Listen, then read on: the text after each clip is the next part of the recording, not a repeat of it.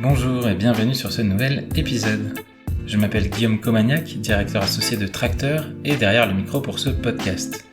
Vous retrouvez ici des sessions d'échange avec des entrepreneurs et aussi avec des experts sur des sujets qui concernent les startups. Aujourd'hui, je reçois Anaïs Georgelin, fondatrice et dirigeante de So Many Ways, ayant ses équipes basées à Paris et Bordeaux.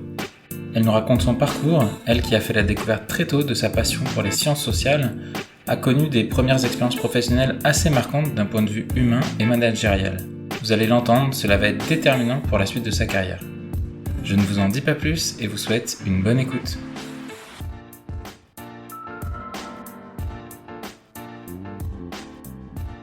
Bonjour Anaïs. Bonjour Guillaume. Merci de me retrouver pour ce nouvel enregistrement. Je suis très heureux de t'avoir sur le podcast pour aborder avec toi ton parcours bien sûr et puis j'ai envie de dire en fil rouge des sujets autour du management, du sens au travail qui te tiennent à cœur et qui tiennent à cœur à So Many Ways, l'entreprise que tu as fondée. On va aborder ces grands sujets autour aussi du changement des modes de travail. J'ai l'impression, en tout cas moi, que ça s'est beaucoup accéléré, ou en tout cas il y a une prise de conscience sur ces sujets dans les dernières années. Voilà, donc c'est un beau programme, mais avant tout, je vais te demander de te présenter, si tu veux bien, pour nos éditeurs. Yes, c'est toujours une vaste question, hein. Par où démarrer? Qui suis-je? Que fais-je? Moi, j'ai 32 ans. Je suis née à Creil, au nord de Paris, en Picardie, en réalité. J'y ai grandi jusqu'à mes 18 ans et j'avais qu'une hâte, c'était de pouvoir quitter cet endroit, figure-toi. Parce que je trouvais ça un petit peu gris, hein. Pour ceux qui connaissent pas, tu prends un peu ce que tu imagines de pire de la banlieue parisienne et ce que tu imagines de pire du Nord, tu mets tout ça ensemble et ça fait l'endroit où j'ai grandi. C'était bien en vrai, hein. J'en garde plein de bons souvenirs, plein de super bons amis, mais j'avais envie de voir le monde et envie d'aller vers ailleurs. Et finalement là-bas, c'est là-bas, je pense que j'ai découvert ma vocation. Parce que ce qui m'animait, c'était les gens très tôt et le fait d'allumer la petite flamme en chacun d'entre eux pour que justement ils se disent que tout est possible, que c'est pas parce qu'ils sont là qu'ils pourront pas être ailleurs un autre jour. Donc, Et tu l'as su très voilà. tôt, c'est-à-dire cette vocation, c'est-à-dire quand tu sais, on a ces questions classiques quand on est à l'école, aux études, de dire qu'est-ce que tu feras plus tard, sans savoir le métier, mais tu savais que tu ferais un métier, on va dire social, on va dire que tu serais au cœur des gens. C'est toujours plus facile de se faire le fil rétrospectivement, tu vois. Moi, je me disais pas, mon métier, ce sera entrepreneur, mon métier, ce sera Ouais. dans les ressources humaines, parce que je connaissais pas, en fait, ces métiers. J'avais personne autour de moi qui faisait ça. Mais je viens quand même d'une famille, ma mère est prof, mon père travaillait dans la formation professionnelle. Et il y avait cette fibre, je crois, chez mes parents et dans ma famille, qui m'a guidée, même si, comme beaucoup peut-être de tes auditeurs, j'ai commencé par dire je ferai jamais comme mes parents. Et puis bon, maintenant ça les fait bien marrer hein, quand ils se retournent. Mais Ok. voilà. Ok, donc dès que tu as eu l'opportunité de partir faire des études ailleurs, c'est ce que tu as fait. Moi, j'ai noté master en management et en fait, il y a peut-être eu autre chose avant, j'en sais rien, mais donc c'est bien ça, quoi. Ouais, il y avait plusieurs choses qui me guidaient, hein. La première, c'était d'aller voir le monde. Alors, je suis pas allée très loin, hein, je suis allée à Lille. Mais à l'époque, mes camarades de collège, de lycée, ils allaient pour la plupart à Amiens ou à Paris, qui était Mhm. la grande ville, mais qui me semblait trop grande. Donc moi, je suis allée à Lille. Ça me permettait de démarrer de zéro, hein, entre guillemets, puisque j'y connaissais personne. Et l'autre élément qui m'a amené là-bas, c'est que je voulais du concret. J'étais pas du tout un profil scolaire. Je m'en sortais très bien à l'école, c'est pas le sujet, mais j'aimais pas ça. Je lisais des bouquins sous la table pendant les cours et ça rendait les profs fous. Et je lisais notamment des bouquins déjà en lien avec de la psycho quelque part, tu vois, ou des sciences sociales ou des trucs comme ça, tu vois. Et ça répondait à tes questions. En fait, tu te questionnais sur plein de choses et là-dedans, t'avais des bribes de réponses déjà, ça. Ouais, exactement. Je crois que je saurais pas mieux le dire que ce que tu viens de faire. J'observais le monde, qui m'entourait, j'observais des comportements, des trucs qui bloquaient, des trucs que je comprenais pas dans les interactions humaines et j'avais envie de les comprendre. Et j'ai OK. toujours été une grande lectrice, depuis que je suis toute petite, tu vois? Alors avant, c'était les romans, mais du coup, bah, j'ai cherché, d'abord dans les livres, en fait, des solutions à mes grandes questions existentielles sur le monde. Il y a un livre en particulier qui t'a fait genre une révélation ou tu pourrais nous dire? Ouais, j'ai un livre qui m'a fait vraiment une révélation. J'avais 18 ans, j'étais arrivée à l'école de commerce, déjà, pour le coup et j'ai un prof, qui faisait un cours qui s'appelait «Paradoxe des entreprises». Sacré programme, déjà rien que le nom. Ouais, ouais et si tu veux, c'était le samedi matin en amphithéâtre de, allez, 8h30 à midi, un truc comme ça. Tu as 18 ans, tu viens d'arriver dans ta vie étudiante, autant te dire que l'amphi du samedi matin, il est dur. Et on arrive et ce prof nous dit, on n'a que 4 cours ensemble ou 3, je sais plus. Vous avez toutes les feuilles de présence qui sont ici. Signez-les si vous le voulez et ne remettez jamais les pieds si vous voulez dans mon amphithéâtre du samedi matin, j'en ai rien à faire. Moi, j'ai un message à vous porter. Et si à la fin, il en reste 3 qui l'ont entendu et pour qui ça va faire la différence, j'ai réussi ma mission. Et lui, il m'a marqué. Je peux te dire que je les ai tous faits, ses amphis. J'ai Vous jamais étiez plus de été. 3 quand même à la fin? On était plus de 3.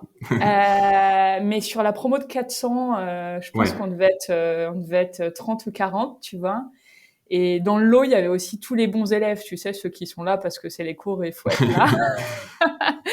Donc, je sais pas s'il y a quelqu'un d'autre dans ma promotion qui a été marqué comme moi j'ai été marquée par ça. Jamais personne me l'a dit, mais moi ça a changé ma vie en fait. Et ce prof, il nous a conseillé 2 bouquins. Le premier, qui a un titre qui s'appelle Comment se faire des amis, Mmh. que tu connais peut-être, qui est de Dale Carnegie. Je sais pas. Carrément, ouais, ouais. Qui a déjà été recommandé dans ce podcast, mais honnêtement, D'accord. ouais, super livre. Et le deuxième qui est L'intelligence émotionnelle de Daniel Goleman, qui est aussi, alors c'est un pavé, hein, faut s'accrocher, mais ça, voilà, ça a changé ma vie, ça m'a donné l'amour de ce qui serait plus tard mon métier. Hein. Mais c'est des livres au final, tu vois, ça arrive, j'ai l'impression assez tard, tu vois. Bon, et encore, toi, à 18 ans, tu le lis, Mm. c'est une chance de tomber sur ce professeur. Moi, je sais que je l'ai lu quand même bien après. Et au final, je me souviens, en ayant lu ce livre, que c'est un livre, on devrait le lire presque à l'adolescence, en fait, tu vois. Mm. Parce que ça... Enfin bon, je vais pas spoiler le livre et on veut juste inviter tous les gens qui nous écoutent à aller le lire, mais ça donne quand même des clés sur nos rapports avec les autres et Ouais. dans ces périodes-là où on se questionne encore plus sur nous-mêmes, sur le monde, ça serait hyper utile. Ouais, c'est ça. Puis, tu vois, juste, du coup, je voyais des gens. Après, moi, je lisais ça. Alors, tu as une compréhension théorique, tu as 18 ans. Mais après, je me retrouvais dans des situations où je voyais que les gens avaient pas du tout compris ce qu'il y avait écrit dans ce bouquin, tu vois. Et dans mes stages, enfin, j'ai commencé à bosser quand j'avais 15-16 ans, l'été, tout ça. Et je me disais, mais ça marche pas, en fait. Et j'ai l'impression que les chefs, ils font des trucs qui peuvent pas marcher, tu vois. J'avais envie de leur offrir à tous ce bouquin, après. Donc, tu t'accroches à ce cours et tu fais quand même ce master-là jusqu'au bout sans, j'imagine à un moment donné, tu te poses pas quand même la question parce que si tu étudies les sciences sociales, des choses un peu plus liées à la psy, tu te dis pas, mais en fait, faut que je quitte ce master et que j'aille faire de la psy. C'est une bonne question. En fait, j'ai pas été très heureuse c'était une école de commerce. Ouais, J'ai pas été très heureuse dans mes premières années. J'ai bien profité de ma vie étudiante, mais il y avait quelque chose j'étais un petit peu en décalage, tu vois, et ça va avec ce que tu dis. C'est que moi, je m'intéressais finalement fondamentalement à ça. Et mes amis à 18, 19, 20 ans, je te laisse imaginer que franchement, il n'y en avait pas beaucoup qui s'intéressaient à tout ça. Et les cours qu'on avait non plus. Mais j'y trouvais mon compte dans. C'est aussi pour ça que j'avais choisi cette école à Lille, parce qu'on avait des cours de théâtre, par exemple. On avait des cours de projets professionnels, des cours de créativité. Enfin, c'était une ok. école où quand même dans tes 2 premières années, tu pouvais trouver, quand tu étais comme moi, des îlots ressources sur des choses qui t'intéressaient. Trop bien. Donc quand même tu vas au bout et après moi en préparant l'entretien et c'est quelque chose qui a l'air assez fondateur, tes années après tes études, j'ai l'impression que ça a été déterminant là pour tout le reste. Est-ce que tu peux Mm. nous raconter ça? Bah ouais, donc je fais mes 5 ans d'études, j'en fais une bonne partie à l'étranger. C'est aussi ça qui me permet de continuer de tirer le fil, hein, parce que ça rejoint ce que tu me demandais avant. J'ai fait des études au Chili, au Mexique, et là j'étais un peu libre pour choisir mes cours. Et j'ai pris des cours de coaching, de psycho, de sciences sociales et même de photographie, tu vois. Donc, Ok, sur le papier, j'ai un diplôme d'école de commerce. Dans les faits, j'ai un petit peu fait mon parcours à la carte quand même, tu vois, trop bien, et heureusement. génial, Et je fais une spé RH dans mon école de commerce. D'ailleurs, le master s'appelait stratégie, organisation et ressources humaines, tu vois. super. Le truc que personne faisait non plus, hein, c'était la grande ère encore de l'audit, de la finance et tout ça. Et naturellement, bah, je démarre dans la formation aux soft skills, Mhm. donc les compétences comportementales. Et je rejoins une boîte que j'avais connue à l'école, qui avait des contenus digitaux que je trouvais hyper quali, qui m'avaient nourri. Enfin, tu vois, je séchais des cours parfois de compta pour regarder les vidéos sur ça, tu vois, en leadership, en management, etc. Et j'ai tout fait pour rejoindre cette boîte. Mhm. Et ça démarrait du coup hyper bien parce ils m'ont prise.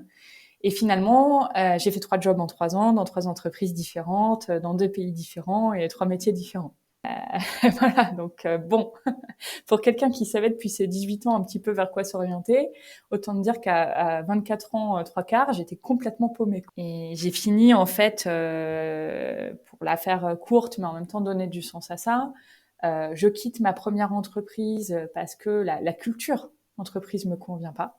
Mhm.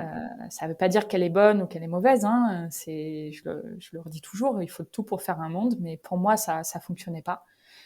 C'était un peu trop tristoun. Je trouvais que les gens manquaient d'enthousiasme et on devait pointer le matin, le soir, on se faisait engueuler quand on avait 3 minutes de retard, alors que Ah je oui, comptais pas, quoi. ok. Et, mm. Et j'avais un manager qui était un mec super, vraiment, vraiment quelqu'un de bien, et qui avait été mis là parce que c'était un excellent commercial, comme dans beaucoup d'entreprises. Et sauf que il était bien meilleur sur son premier métier que sur le second, et ça veut beau être un mec super bien en tant que personne, c'était un mauvais manager. Ouais. Voilà, donc je me suis dit ça peut pas être ça ma vie. Enfin, c'est trop gris. Voilà. Mhm. Donc je suis partie et je suis allée au Mexique, retournée au Mexique où j'avais fait mes études parce que là-bas je savais qu'il y aurait du soleil en fait, tu vois, du soleil au sens propre et au sens figuré dans les relations, et je cherchais un peu ça, tu vois, cette joie, cet enthousiasme à travers le travail. Mhm. Et au Mexique, bon, sur mon LinkedIn, je peux très bien raconter ce que j'ai fait. Dans les faits, c'était assez ennuyeux. J'aidais des PME européennes à se développer là-bas. Mais bon, c'était pas très structuré. Je proposais des trucs, mais ça avançait pas. C'était lent. Enfin, au bout d'un moment, j'ai un peu décroché. Mhm. Et j'ai fini aussi par dire bon bah stop, je rentre à la maison. Le travail juste pour avoir un cadre de vie à côté sympa, bah c'est pas suffisant pour moi. Les deux Euh, fois, et la troisième, j'anticipe peut-être, mais à chaque fois, c'est toi qui dis stop. Comment t'en viens à dire vraiment stop, tu vois, parce que parfois, quand en plus on est jeune, on se dit ça y est, j'ai trouvé une expérience, faut que je fasse quand même un petit peu de temps pour pas justement que j'ai sur mon LinkedIn ou mon CV juste je mm, suis venu, je suis parti. mm, Tu vois, c'est pas forcément facile de se poser les bonnes questions, de faire ces choix-là. mm. Bah, sur le tout premier, l'avantage, c'est que c'était un contrat avec une fin. Ok. Sauf que enfin, ça a été mon choix de dire, je suis allée voir l'associé de la boîte et je lui ai dit, je veux pas rester. Mhm. Mais donc, il y avait une temporalité qui nous permettait de nous poser la question ensemble de qu'est-ce qu'on fait. Et moi, je lui ai dit, je continue pas, et je lui ai expliqué Mhm. pourquoi. Et c'était quelqu'un aussi de très intelligent que j'admire beaucoup et qui, pour le coup, lui était un très, très grand manager. Et il a compris, en fait. Et on s'est Mhm. quittés bons amis. Mhm. Bon, il s'avère qu'il avait d'autres sujets de préoccupation à l'époque. C'était juste avant qu'il vende la boîte aux Américains. Enfin, voilà, il avait ses préoccupations de chef d'entreprise. Et la petite jeune là qui avait rejoint sa boîte, bon, elle était peut-être sympa, mais je comprenais peut-être bien ce qu'elle voulait me dire, mais c'était pas son sujet, et je comprends très bien pourquoi, tu vois. Et au Mexique, pareil, t'avais une fin ou Non, non, mais je suis allée voir mon boss et je lui ai dit bon, j'ai besoin de rentrer au pays. ouais, voilà, ça commence à dater maintenant. C'était il y a 10 ans, mais ça s'est fait assez simplement. Ok. Je lui ai dit ouais, je trouve pas tout à fait mon compte, assez D'accord. simplement, assez smooth. Ok. Mm. Et là, ta troisième expérience, là pour le coup, il y a aussi beaucoup de choses à raconter, je crois. Celle-ci, elle a été violente, hein. Elle a été violente et à la hauteur des expectatives que j'y avais mises, hein, comme toujours, tu vois. Parce que en parallèle, moi, je m'intéressais beaucoup à tout ce qui était entrepreneuriat social. Mhm. C'est le deuxième professeur marquant que j'ai eu sur les bancs de l'école. Je me rappelle plus son nom, hein, mais c'est surtout le sujet du cours. Donc, c'était social entrepreneurship. C'était vraiment, on était en 2010, tu vois, 2009, 2010, donc c'était assez précurseur et ça m'a ouvert à un monde que j'ignorais. Mhm. Et je me suis dit, tiens, on nous fait bouffer des manuels d'économie là depuis 3 ans. Il y a un truc dedans qui me semble, je sais pas pourquoi, mais ça me parle pas complètement. Et là, avec cette dimension social entrepreneurship, j'avais l'impression qu'on pouvait réconcilier les mondes et j'ai toujours cru, je crois, au véhicule entreprise Mhm. pour faire bouger des lignes, pour faire des choses. Enfin, je crois fondamentalement en l'entrepreneuriat en fait, à la Oui, pas que capacité. d'un point de vue business pur, faire du chiffre d'affaires, mais aussi, comment dire, que ça élève aussi les personnes qui sont à l'intérieur et les partenaires, enfin, tous les parties prenantes, quoi. Ouais, complètement, tu vois. Donc du coup, ça me parlait. Il y avait entrepreneuriat, il y avait social. Ça me semblait pouvoir réconcilier les mondes. Et je m'étais rapprochée d'une association qui s'appelle Make Sense, qui a bien grossi depuis. Mais à l'époque, Christian Vanizet, qui est le fondateur, qui était un mec visionnaire hein, pour moi et que j'ai rencontré. Je me rappelle encore quand il m'a expliqué le business model en looping de Make Sense qu'il voyait pour le futur. Je me suis dit, ce mec est génial. Et j'ai onboardé dans son association à l'époque et ça m'a parlé, ça a résonné pour moi. Mais voilà, j'étais partie au Mexique, j'ai fait d'autres choix et quand ça marche pas, je rentre en France pour bosser dans un social business. Parce que je me dis, c'est là que je vais trouver du sens. Finalement, c'est ça, ma voie, ma vie pro. Et au final, je lâche pour ça ma voie initiale, elle est très loin parce que je travaille dans la finance carbone, Ok. que j'ai pas un poste dans les ressources humaines dans une boîte de finance carbone. Hein. Je fais un poste bizdev, Ok. appui au développement, tu vois. Mhm. Et finalement, c'est là que je trouve dans cette boîte qui sur le papier a un sens, les pires pratiques managériales de ma courte existence professionnelle. Ah, ouais, quand tu dis que la déception est à la hauteur de tes attentes, j'imagine que, Ouais. enfin, après, je sais pas, au bout de combien de temps tu t'en rends compte, si c'est au bout de quelques juste jours, semaines ou pas, mais c'est dingue quand même Bah en de fait, ce contraste. c'est très progressif, c'est très insidieux. Je l'ai pas vu venir et la conclusion, la chute, c'est que je suis en arrêt maladie quand même, tu vois? C'est tellement ça s'est fait Ah oui. petit à petit. Au début, ça va, puis ce petit mécanisme me dit ah c'est top, c'est trop bien ce que tu fais. Puis on me donne de plus en plus de responsabilités. Puis de mémoire, j'avais démarré en novembre, tu vois, novembre 2013, et je suis partie en octobre 2014. Donc il s'est passé un an. Ok. Et ça a dégénéré au moment de l'été, vraiment, tu vois, parce que je bosse comme une dingue sur un repositionnement de la boîte, sur le marché de la finance carbone. Enfin, j'ai 24 ans, hein, donc je suis un bébé. Et mon manager, qui était aussi un des associés, il est pas là, il est en télétravail une partie de l'été. Et puis en gros, quand il rentre, il me dit non, mais c'est bien hein, ce que tu as fait, mais c'est pas ça. Ah bon, pourquoi? Puis là, tu comprends pas, je cherche à comprendre et petit à petit, on m'enlève les dossiers, enfin, tu sais, comme dans les pires films, tu sais?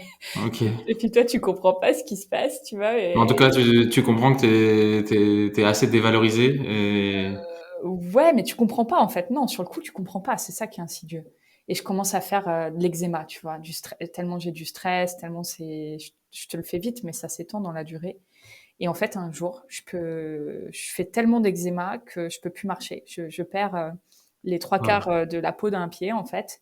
Et là, moi, je veux quand même aller au travail, tu vois. Je suis engagée. Et puis en plus, je bosse dans une boîte où on sauve le monde. Je Ouais. vais quand même pas arrêter de travailler.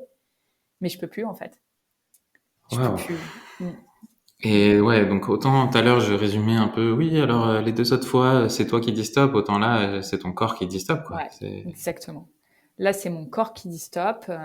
C'est le médecin qui me force à m'arrêter. Je me rappelle, je dis, vous pouvez pas me donner un truc pour la douleur et tout. Et elle regarde mon pied, elle fait, non, non, maison. ouais, Et je me rappelle même de voir mon père, tu vois. Et quand il voit dans quel état je suis, il a failli pleurer, tu vois. ah. Pourtant, c'est pas le genre, mais moi, j'avais pas vu le truc venir à ce point-là, tu vois. Et tu quand même une prise de conscience parce qu'autant tout le cheminement, on va dire, est assez insidieux que, pour reprendre tes mots, mais est-ce qu'au moment où le médecin te dit stop, au moment où tu te retrouves vraiment à la maison, il y a ce moment de prise de recul avec tout qui te revient et comment ça se passe, Ouais, quoi? Parce que en fait, enfin, c'est pas anodin là ce que tu es en train de raconter, c'est voilà, je sais pas les mots exacts si c'est burn-out, on en parle souvent pour quelque chose d'une fatigue ouais. très euh, plutôt psychique. Là, j'ai l'impression qu'il y a ça, mais que c'était enfoui en fait, que tu le dissimulais. Bah ouais, tu vois, moi je mettrais des années à utiliser le mot burn-out pour ce qui m'arrivait. Maintenant, j'utilise ce mot-là parce que, bon, ça me semble refléter quand même ça, hein, le burn-out, c'est psychique, mais c'est aussi le corps qui parle dans plein de cas. Ouais. Euh, j'avais vu que ça allait pas, mais j'avais pas vu à quel point ça allait pas, tu vois. Et au moment où je suis chez moi arrêtée, déjà, je me rappelle, le médecin m'avait donné des cachets, tu sais, puis je les prends sans réfléchir. Et je dormais, je planais complètement. Puis à un moment, je regarde, je fais, ah, mais c'est des anxiolytiques. Et là, j'ai fait, ah non, stop, je veux pas prendre de ça, tu vois. Enfin, j'ai Ouais. arrêté.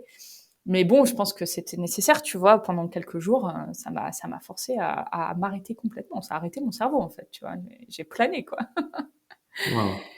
Bah, merci déjà de nous le dire avec autant de légèreté parce qu'honnêtement, c'est pas anodin, hein. Mais du coup, je réinsiste sur ma question. Qu'est-ce qui se passe entre ce moment d'arrêt et en fait une forme de rebond pour revenir Mm. à ce qui est plus essentiel pour toi et aligné avec ce que tu as envie de faire? Bah, en fait, finalement, à partir de là, je vais pas dire que ça va vite, mais j'acte que c'est plus possible. Enfin, une fois que je suis arrêtée, que je suis là, que je me remets de mon anxiolytique, là, j'arrête de planer, je me dis, bon, stop, Tu fais un je pacte avec toi-même. ouais, je vais poser madème. Et en fait, à ce moment-là, je suis sereine. C'est très Mhm. bizarre à dire, mais je souffre vraiment physiquement, tout ça. Mais j'ai cette conscience qui me dit, c'est bien. C'est bien ce qui t'arrive. Après, c'est ma personnalité aussi, tu vois, de me dire, ok, même dans la pire, le pire tunnel, le pire truc horrible, les choses arrivent toujours pour une raison. Et là, je me disais, je me suis trop éloignée de mon chemin, et la vie me rappelle à ça. Donc, Mhm. c'est pas facile aujourd'hui, mais ça ira mieux demain. Et en fait, c'est bien. Et assez vite, je me le dis. Bon, c'est quand même pas facile cette rupture. Hein. Je pars, j'essaie de négocier un petit package de départ, mais bon, c'est un enfer. Je crois qu'il me donne 2 mois de salaire. Et j'étais payé 1400 euros à l'époque en vivant à Paris, tu vois. Donc, Mhm. Ouais, ça va vite, quoi. bon, une fois que j'ai démissionné, en fait, j'avais besoin de rebondir vite parce que j'avais pas d'argent, en fait. J'avais pas d'économie. J'aurais bien sûr toujours pu retourner chez mes parents si c'était la merde, mais j'avais pas envie de ça, tu vois. Ça aurait été la régression et du coup, il fallait que je trouve une solution, en fait. Donc, Mhm. bah voilà. Et donc, Et j'ai passé des entretiens, je me rappelle encore, pour bosser dans l'entrepreneuriat social et tout. Et je m'effondrais en entretien. Tu vois, j'arrivais pas à passer d'entretien, quoi. J'avais pas de force. Et je me suis mis en freelance, du coup. Je mhm. me suis mis en freelance. J'ai bossé à l'époque un peu avec Make Sense, un peu avec des gens de ma première entreprise, C'est dans les marrant parce qu'en se ressources. mettant en freelance, on peut dire que tu as pris ton indépendance à tous les niveaux, quoi. Mm. Ouais. Donc voilà, j'ai fait ça. Et en fait, si tu veux, en parallèle, qu'est-ce qui arrive, c'est qu'il y a plein de gens autour de moi qui m'écrivent pour me dire, ou qui me parlent, des amis de Cray, des amis de promo, et c'est pas les mêmes, tu vois, et qui me disent, Anaïs, tu peux m'en dire plus, parce que moi, là où je suis, ça va pas, j'ai pas de sens, je m'ennuie, enfin, tu vois. Et on était en 2014, du coup, et moi, je me sentais seule avec ce qui m'était arrivé. Je me disais, c'est moi qui ai un problème. 3 jobs, 3 ans, 3 boss, à chaque fois, il y a un problème. Anaïs, balaye devant ta porte. T'es inapte à ce monde. Et d'entendre ces gens qui, du coup, comme moi, bossaient depuis 3 ans à peu près, me dire que ça allait pas là où ils étaient, je me suis dit, OK, je suis pas toute seule. Mmh. Et en plus, ils faisaient un truc, tous, c'est qu'ils utilisaient le mot sens. Mmh. Et ils faisaient le raccourci, j'ai pas de sens, je vais aller dans l'entrepreneuriat social. Donc, OK. je viens de vous raconter mon histoire. Moi, j'étais là et je me disais, mais c'est pas si simple en fait, tu vois, c'est pas sens égale ça. Enfin, et je creusais avec eux, enfin, la question, mais qu'est-ce que tu veux vraiment, qu'est-ce qui va plus, etc. Et là, un monde s'est ouvert à moi de prendre conscience que les gens savaient pas ce qu'ils voulaient, donc ils mettaient ce mot sens, mais sans savoir ce que ça voulait dire. Et que deux, parce que ça allait pas dans des endroits, ils faisaient des raccourcis vers d'autres qui risquaient de pas leur convenir parce qu'ils s'étaient pas posé les bonnes questions. Mmh. Et du coup, comme moi, ils allaient peut-être se mettre dans une spirale de l'échec, tu vois, et une fois, deux fois, trois fois. Et Et j'avais une fois envie de leur trop, quoi. épargner. Ouais, j'avais envie de leur épargner ce qui m'était arrivé, tu vois. Donc, ouais, j'ai l'impression que là, tu te constitues une forme de communauté, j'ai envie de dire. Et donc, qu'est-ce qui se passe? Moi, donc j'ai préparé l'entretien, mais je préfère quand c'est les invités qui racontent. Mais tu commences à créer une asso, c'est ça? Ouais, c'est ça. J'avais toujours pas d'argent, donc je bossais en freelance. Et puis en parallèle, j'avais ce sujet qui me trottait. Et début 2015, Tu ouais. crées une asso parce que t'as pas d'argent et tu penses que il faut pas entreprendre faisant une vraie entreprise, ou tu vois l'asso comme une étape intermédiaire parce que, enfin, tu vois, là encore, on peut faire Ouais. les choses rétrospectivement, mais J'étais encore vachement dans ce monde d'entrepreneuriat social quand même. J'avais envie de créer une boîte à impact. J'étais pétrie de croyances sur il faut que ce soit des associations pour que ce soit bien, ou que ce soit ci ou que ce soit ça. Puis j'étais un bébé entrepreneur. Je savais pas trop par quel bout le faire, comment commencer. J'avais pas forcément confiance en ma capacité à créer une boîte. Et une asso, c'est facile. Ça te coûte 0 €. C'est pas très engageant. Puis j'avais rencontré quelqu'un qui s'appelle Baptiste, avec qui on a démarré l'aventure So Many Ways. Tu vois, on était chacun dans notre coin en train de bosser sur un projet parallèle qui se ressemblait. On nous a mis en relation et on s'est bien entendu. On a vu qu'on était sur une vision commune et on a dit on fait ensemble. Sauf on est parti super vite et va créer une boîte avec quelqu'un que tu connais pas, ça. Donc on a fait une asso en fait. ok. C'est ça. Et donc, asso, et ensuite, quelques temps après, entreprise. Est-ce que l'asso on va un petit peu aussi pitcher ce que fait vraiment So Many Ways aujourd'hui, hein. Vous accompagnez des personnes, des organisations dans justement leur transition professionnelle et puis sur les thématiques aussi de sens au travail. Enfin, tu le pitcheras peut-être mieux que moi, tu vas me recadrer le pitch. Mais est-ce que l'asso faisait quand même un petit peu la même chose ou? C'est les prémices, c'est les fondements. On a fait la R&D avec l'asso beaucoup. Ok, On a interviewé. Je vais raconter ce qu'est So Many Ways et vas-y, ce sera. Claire. Donc tu l'as dit, nous, notre sujet c'est accompagner la transformation du monde du travail finalement, pour que ce soit un lieu avec plus de plaisir, plus d'enthousiasme et que chacun y trouve Du la place, soleil. voilà, la place qui lui correspond et où il pourra créer de la valeur. Mhm. Pour la société avec un grand S, pour la société avec un petit S qu'il choisit à ce moment-là. Et donc, on a développé une méthodologie d'accompagnement aux transitions professionnelles. Donc, c'est une alternative au bilan de compétences, pour parler d'un mot que certains connaissent, sauf que c'est en collectif, sauf que on t'apprend à pêcher plutôt que te donner le poisson, parce que la philosophie qui sous-tend ça, c'est des changements de cap dans ton parcours pro, tu vas devoir faire plusieurs. Donc, autant que tu apprennes à le faire. Et c'est des Mhm. compétences. Et ces compétences, on va t'aider à les développer. Et voilà, on a un parcours certifiant au CPF, à l'agilité professionnelle.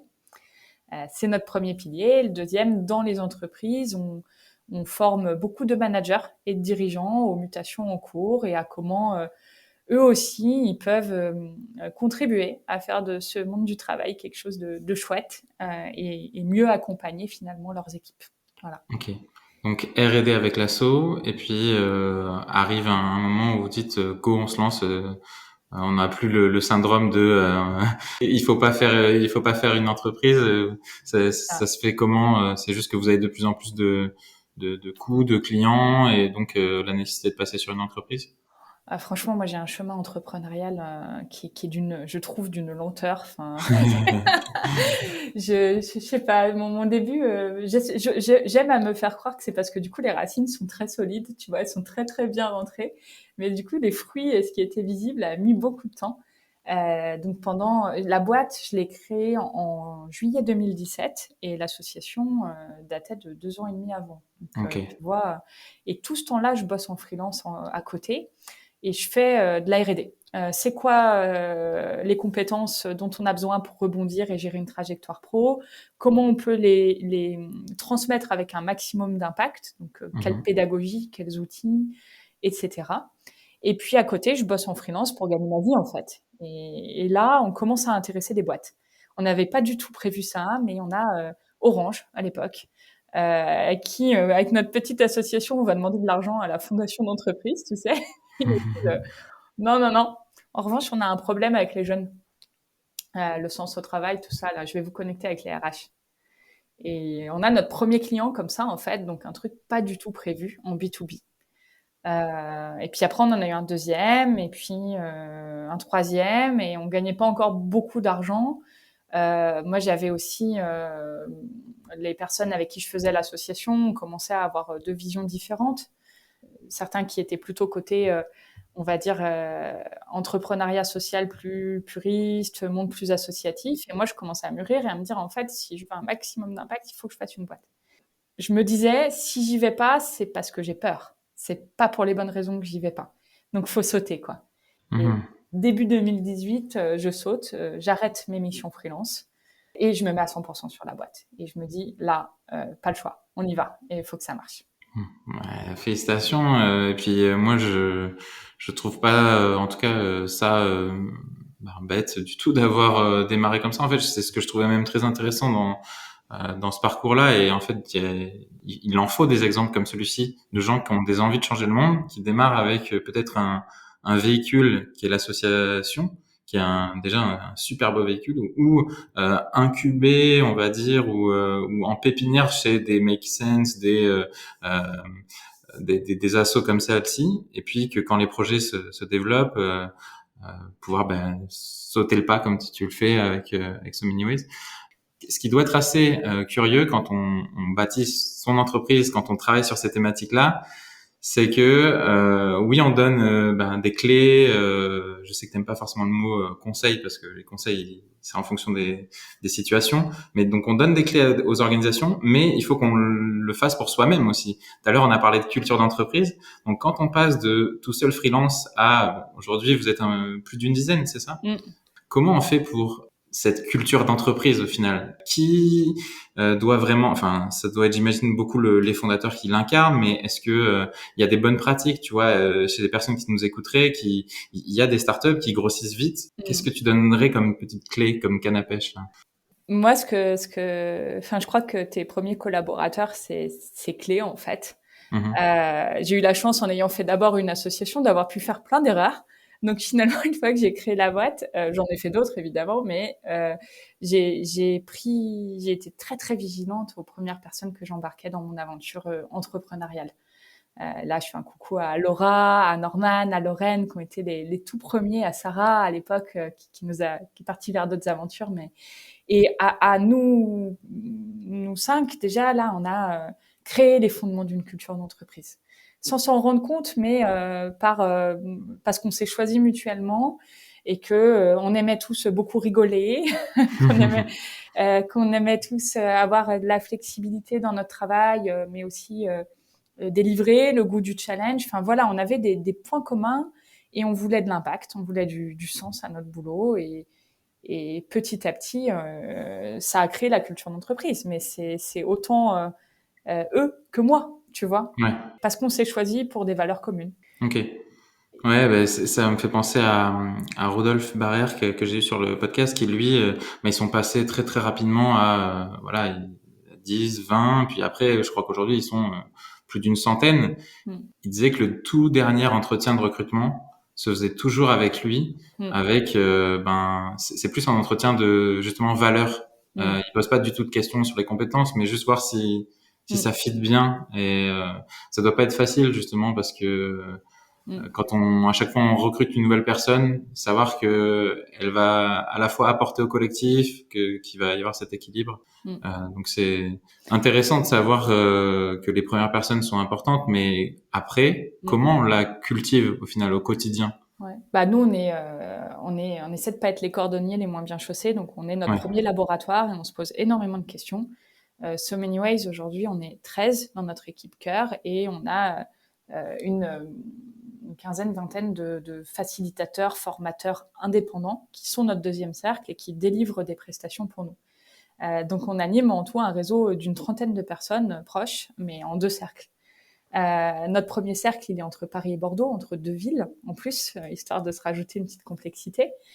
Donc on doit faire vivre cette culture d'entreprise-là. Et nous, on est des fans de séminaires. On se fait des séminaires 3-4 fois par an, au vert.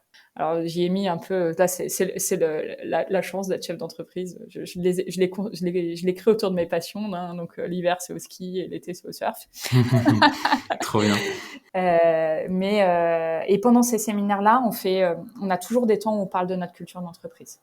On se dit qui on veut être, qui on est, qu'est-ce qu'on fait qui fonctionne, qu'est-ce qui fonctionne pas et comment on crée des nouveaux rituels.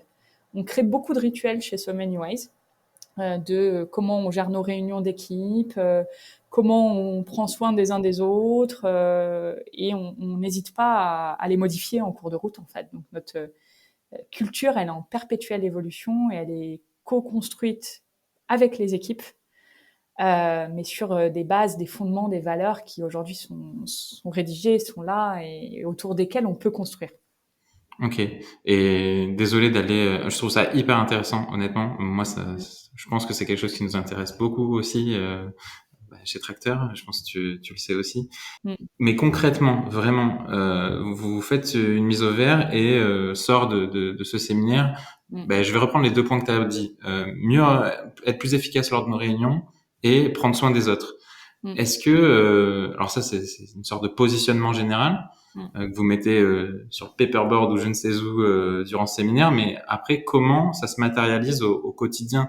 C'est-à-dire qu'on va pas non plus se mettre un rappel dans son agenda pour prendre soin de son collaborateur. Enfin, tu vois, je me pose la question, comment ça se matérialise vraiment? Bah, il y a eu plein de choses qui ont émergé de ça. Tu vois, on a créé des systèmes de buddy. Alors Ok. buddy et Bobby chez nous, parce que tu es buddy de quelqu'un, mais ce quelqu'un c'est ton Bobby. Enfin voilà, il y en a tout un mot et en cercle, c'est-à-dire que c'est pas si tu es mon buddy, je suis pas ton buddy, tu vois, tu es le Ok. buddy de quelqu'un d'autre. C'est pour ça que je suis ton Bobby, pardon pour les auditeurs. Et le but de cette personne, c'est de prendre soin de toi. Et tous les moyens sont bons. Il peut faire ce qu'il veut, mais il a juste une personne à laquelle il est plus particulièrement vigilante et il n'y a pas de lien hiérarchique là-dedans. C'est comme ça et on le change à tous les séminaires. Tous les séminaires, tu tires un nouveau buddy, un nouveau bubby. Ok. Donc, par exemple, ça contribue à créer de la cohésion et ça répondait à deux besoins qu'on avait identifiés. Celui de prendre soin des uns des autres, d'aplanir, enfin de partager la responsabilité. Parce que tu vois, sinon, c'est moi qui est attentif à tout le monde et plus on grandit, plus ça peut, enfin, faut que tout le monde fasse sa part quelque part. Mhm. Et puis de faire du lien entre Paris et Bordeaux à la base. Ok. Puisque les tout premiers tirages, c'était en croisée pour que les équipes de Paris et de Bordeaux se parlent davantage. Ça, c'est un exemple. Après, tu vois, dans nos réunions d'équipe, on fait évoluer régulièrement le format. Mais nous, on se retrouve tous les lundis. On a un tour des humeurs du moment. On a un tour de merci, bravo, à. Ok. Enfin, ça évolue très souvent, en fait, notre format d'équipe au fur et à mesure, de réunion d'équipe au fur et à mesure que l'équipe grandit. On se pose la question de qu'est-ce qu'on garde, qu'est-ce qu'on jette. Avec ça, on a créé des nouveaux rituels par projet ou par pôle, tu vois. Donc ça, c'est pendant les séminaires qu'on remet à plat et qu'on se re-questionne. C'est rechallenger à chaque séminaire par Exactement. exemple peut-être pas le Bobby Buddy parce que c'est peut-être un truc qui fonctionne super bien, mais j'ai le sentiment qu'à chaque fois vous rebalayez ça. Quels sont nos rituels Ouais. actuels, nos pratiques actuelles? Est-ce que ça fonctionne toujours? Est-ce qu'on a besoin d'améliorer? Mm. Ou est-ce qu'on l'abandonne? On a testé, c'est pas grave, ça a pas marché, c'est ça? Exactement. Alors, pas Trop tous les bien. séminaires parce qu'on en fait 4 et qu'il y en Ouais. a qui sont un peu différents, mais 2 fois par an, on remet à plat. Ok. Exactement. Ben, merci pour ces partages. Enfin, moi, j'aime bien quand il y a des trucs un peu pratico-pratiques. Et là, j'ai vraiment le sentiment que on pourrait piocher ça et essayer de le tester dans sa boîte. Donc, merci pour ce partage. Enfin, le temps est passé super vite. Preuve que c'était passionnant. J'aimerais peut-être qu'on termine sur les prochaines minutes avec quelque chose qui est très dans votre actualité à vous. C'est de numériser un certain nombre de vos pratiques. C'est-à-dire que vous êtes passé du modèle associatif, ensuite au modèle, on va dire, plus PME, qui allait faire du conseil beaucoup pour des grands dont tu nous as parlé, des grands comptes, des Orange, etc. Petit à petit, vous vous êtes adressé aussi beaucoup plus aux particuliers avec la formation dont tu nous as parlé. Vous êtes agréé CPF. C'est des choses qui se faisaient en journée physique, etc. On a eu une petite pandémie mondiale qui a un peu rebattu les cartes pour pas mal de gens. Ça a accéléré votre envie de toucher le plus grand nombre avec un outil plus digital. Alors, au risque de te décevoir, ce n'est pas la pandémie mondiale qui nous a fait faire ce changement-là. On a toujours eu notre mission chez So Many Ways, c'est d'accompagner un maximum de personnes. Enfin, de donner les clés d'outils à un maximum de personnes sur ces sujets. Et donc, le levier digital a toujours fait partie de de ce qu'on voulait faire. D'ailleurs, Laura, quand elle a rejoint l'équipe en 2018, au moment où on lance vraiment la société, en fait, elle vient pour travailler sur la digitalisation, sur un MOOC à l'époque, tu vois, en fait, on avance et on n'en fait pas un MOOC, on en fait d'abord une formation qui mixe du présentiel et du digital. Et puis, sur ce produit-là, avec la pandémie, en revanche, on a accéléré le passage au tout digital, mais toujours accompagné par des humains. Certes, tu as des contenus pédagogiques sur une plateforme, etc., mais il y a toujours des humains qui t'accompagnent dans ta réflexion. Et ça, pour nous, c'était bien, parce que déjà, ça nous permettait de le proposer dans le monde entier, en fait, grâce à la visioconférence. Et aujourd'hui, on a des gens qui suivent nos programmes, alors ils sont en français, mais depuis les 4 coins du monde. Depuis le Canada, depuis le Maghreb, etc., des expatriés. Mais ça, pour nous, c'était amener, comme je dis, 90% des solutions, des outils qu'on avait, mais à 10% des gens. Et encore, je suis gentille, 10% des gens. Pourquoi ? Parce que ça demande un investissement temps qui est important. Ça dure 3 mois chez nous pour faire tout ça. Ça demande un investissement financier, alors certes, qui aujourd'hui est pris en charge par le compte personnel de formation, par les entreprises quand tu demandes en tant que collaborateur. Enfin, il y a des solutions de financement, mais quand même. Et puis, il faut déjà être mûr, en fait. Il faut déjà, en fait, sentir que tu en as besoin et oser sauter le pas. Et nous, on veut anticiper les risques. Tu comprends à travers mon histoire pourquoi. Et du coup, on a toujours voulu créer la solution qui nous permette peut-être pas d'amener la Rolls-Royce, tu vois, les 90% des solutions, mais les 10%, en revanche, à 90% des gens. C'était ça le sens de cette démarche, et on l'a depuis le début de l'entreprise. Juste, on ne savait pas comment le mettre en œuvre. On n'avait pas encore bien compris quel besoin ou quelle proposition de valeur faire. Et on n'avait pas d'argent, toujours. Parce que So Many Ways, on n'a pas levé de fonds. On est une entreprise auto-financée. Et bah, du coup, bah, t'es plus lent, forcément. J'espère que du coup, c'est parce qu'on a des racines, comme je te disais, bien complètes. Et on démarre, on a quand même un modèle qui s'appelle le Workoscope, qui est un test sur le rapport au travail, qui est issu de la R&D, qu'on a créé petit à petit par phases successives depuis l'association jusqu'à aujourd'hui. Qui est gratuit et accessible à tous. Exactement, qui répondait du coup à ce besoin, donner des clés à un maximum de personnes. Et en fait, ce truc, on l'a lancé il y a 2 ans sur notre site web. On est des très mauvais à la base communicants chez So Many Ways. On est meilleur à faire plutôt qu'à faire savoir. On essaie de progresser grâce à l'équipe qui se renforce là-dessus, mais voilà. Et du coup, ce test, on fait rien. Et au bout de 18 mois, 20 mois, on se retourne et on a 12 000 réponses. Okay. On a 12 000 personnes qui ont fait ce test. Alors, je te dis pas qu'on ne savait pas, on suivait, mais à un moment, quand même, tu te dis, attends, on a laissé ce truc vivre et on a 12 000 réponses. Ouais, parce que quand tu penses à 12 000 et que tu mets ces 12 000 personnes dans une pièce, ça fait quand même beaucoup de monde, quoi. Exactement, tu vois. Et puis, moi, je fais beaucoup d'interventions dans les entreprises, des conférences, tu vois, pour les dirigeants, et à chaque fois, je parlais de ce modèle et ça touchait. On forme des managers, on utilise ce modèle sur le sens au travail, ça touche. Et là, on se dit, OK, il faut qu'on y aille, en fait. Il faut qu'on accélère. Et on commence à être un petit peu copié, en plus, sur notre truc. Et on démarre, on se dit, bon, tant pis, on n'a pas beaucoup d'argent, mais on a 20 000 euros qu'on peut investir, on va lancer. Et puis, on verra si on trouve les solutions en avançant. Et comme la vie, elle est bien faite, bah, on a lancé avec des équipes chez nous, plus une agence, hein, Tracteur en l'occurrence. Et on a cherché des sous en parallèle. Moi, j'ai les équipes qui avancent là-dessus. Puis moi, je cherche des sous. Et déjà, on obtient enfin Jeune Entreprise Innovante en sciences sociales pour ce modèle. On avait été retoqué une première fois. Enfin voilà, on galère, mais on l'a. Donc là, tu te reprends, comme nous, on était une boîte rentable, on payait des impôts, tout ça. Donc là, on récupère nos impôts des années précédentes, on récupère des charges sociales. Donc hop, on a la manière de continuer le projet. Quelques mois d'après, donc là, on lance le MVP et tout. Et puis, en février, là, cette année 2021, ça faisait déjà depuis novembre, on demandait de l'argent à notre banque. Et tout le monde nous dit, mais vous aurez jamais cet argent. Et en fait, au bout de 100, parce que tout le monde me disait, mais Anaïs, t'as demandé autant, mais c'est pas possible, tu l'auras jamais. Et en fait, sur un malentendu, fin février 2021, la banque nous dit, c'est bon.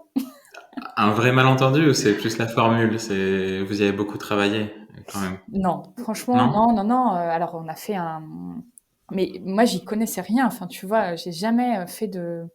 Structuration de projets innovants, numériques, etc. Non, De demande de financement là-dessus en tout cas. Plus non. le côté social, impact, mais moins le côté financement de l'innovation, on va dire. Ouais, et tu vois, après, on s'est fait accompagner là pour aller chercher d'autres financements par un pro parce que c'est mieux, tu vois. Et c'est lui, quand on a parallélisé, on attendait les retours de notre banque, le Crédit Mutuel. Et en fait, il me disait, mais t'as envoyé ce dossier-là à la banque? Je suis, bah ouais, moi je savais pas faire, mais je voyais ce que lui il faisait et effectivement, c'était vachement mieux, tu vois. Et c'est passé, en fait. Et c'est passé. Pourquoi? Parce qu'en vrai, on a un banquier qui s'est battu pour nous. Et après, on a eu les dessous des cartes. C'est pour ça que ça a mis 150 jours, mais parce qu'on a des vrais humains en face, en fait, qui nous ont fait confiance. Et mon conseiller et le directeur d'agence, ils sont allés au charbon, en interne, auprès de la BPI pour avoir les garanties. Enfin, des trucs, c'est hallucinant.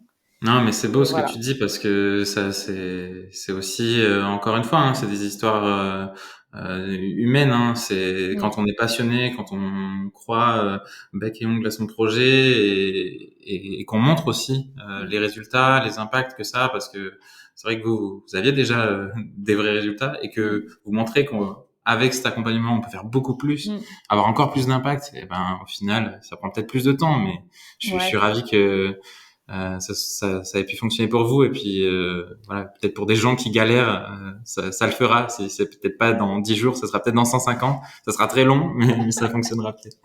Pour je pourrais t'écouter parler encore sur ces sujets pendant longtemps, mais je vais essayer de tenir un peu le délai qu'on s'est donné. J'ai envie donc le Workoscope vraiment, j'en profite de refaire une pub.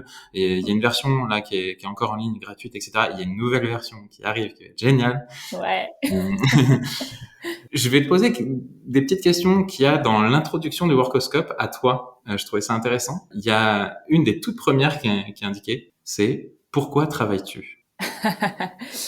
J'aime travailler parce que j'aime créer des projets avec des gens et créer des projets, c'est réaliser des rêves, c'est rendre des rêves réalité et le faire avec une équipe, avec des gens. Voilà, je crois que je travaille pour ça.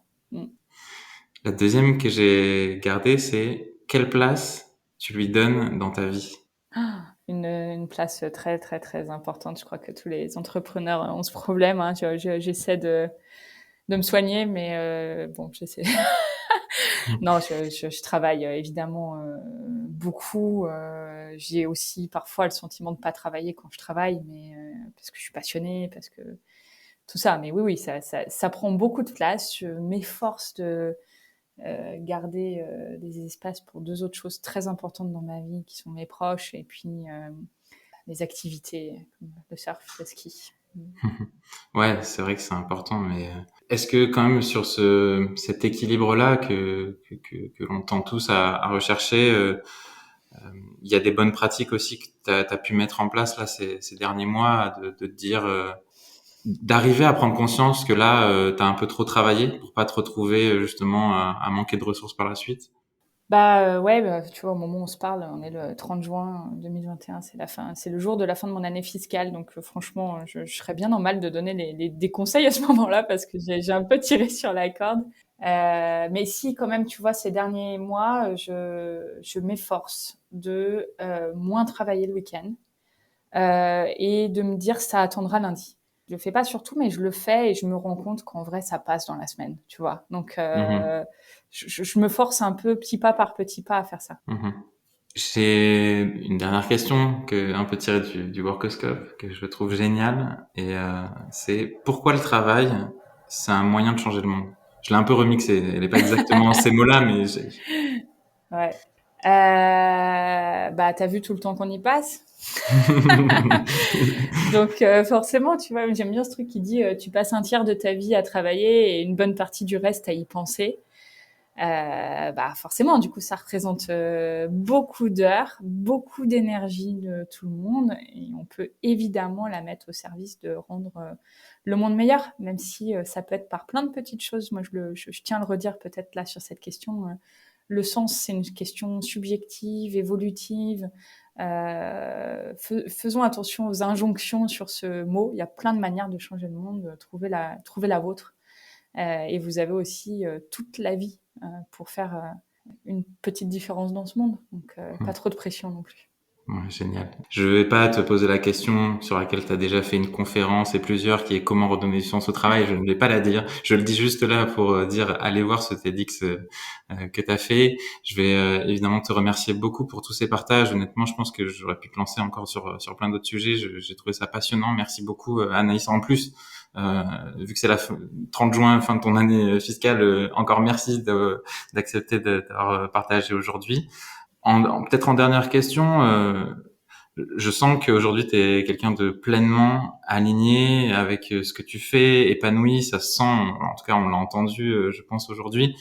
Je pense que c'est quelque chose vers lequel on tend tous. Quels sont, selon toi, c'est difficile hein, comme question parce que j'ai vraiment pas envie de dire conseil, mais parce que c'est un cheminement au final d'arriver à aligner dans son travail. Comment on peut arriver à trouver cet alignement, en tout cas à prendre ce regard dans son organisation. Alors quand ça va bien, faire en sorte que ça continue d'aller bien, et quand ça va un peu moins bien, de redonner, de retrouver ce soleil dont tu nous as tant parlé. Hmm. C'est une vaste question pour terminer, hein. C'est peut-être horrible de ma part, mais C'est ce que j'allais te dire. Et puis, comme c'est la fin, je vais pas te faire tout le détail de tout ce qu'on amène comme clé chez So oui. Many Ways. Donc, je crois qu'il faut avoir un rêve, même s'il est un peu flou, pas très précis. Un phare, comme on dit chez nous. Ok. Avoir un phare et se mettre en mouvement, en action, petit pas par petit pas, persévérer dans cette direction-là. Et en fait, le chemin s'éclaircit en avançant. Voilà. Donc, suivez un phare, même s'il est loin, même si vous savez pas, et persévérez, et ça finira par venir. En tout cas, ce sera mieux que de là où vous venez. C'est peut-être ça le but, que ce soit de mieux en mieux. Merci. Ben, c'est parfait. Ça me va très bien comme question, comme réponse. Merci beaucoup, Anaïs. J'invite tout le monde à aller voir tous les contenus que vous produisez. Tu dis, vous êtes pas très bon pour le savoir-faire, mais au final, vous avez une chaîne YouTube qui est intéressante, une newsletter, votre blog évidemment. Donc, allez suivre So Many Ways. Je le fais avec encore plus de joie parce que je trouve que les sujets sont absolument essentiels aujourd'hui et je crois beaucoup en votre promesse. Merci pour le partage et puis je te dis à très vite. Merci infiniment à toi et je suis heureuse de clôturer cette année fiscale en si bonne compagnie. Donc merci.